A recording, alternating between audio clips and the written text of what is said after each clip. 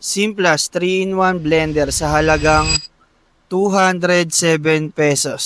Exclusive to para sa mga bagong user ni Temu. Sulit na sulit nga ito sa 207 pesos dahil may kasama na tong bean grinder, meat grinder, at juicer.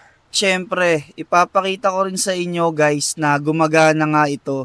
Kaya sinubukan ko ito sa bawang.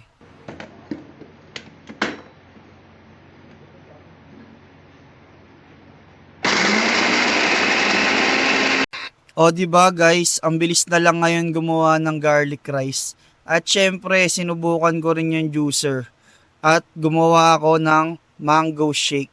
At kung gusto mo rin itong 3-in-1 blender na ito sa halagang 207 pesos, ilalagay ko yung link sa comment section. Yun lang guys, paalam.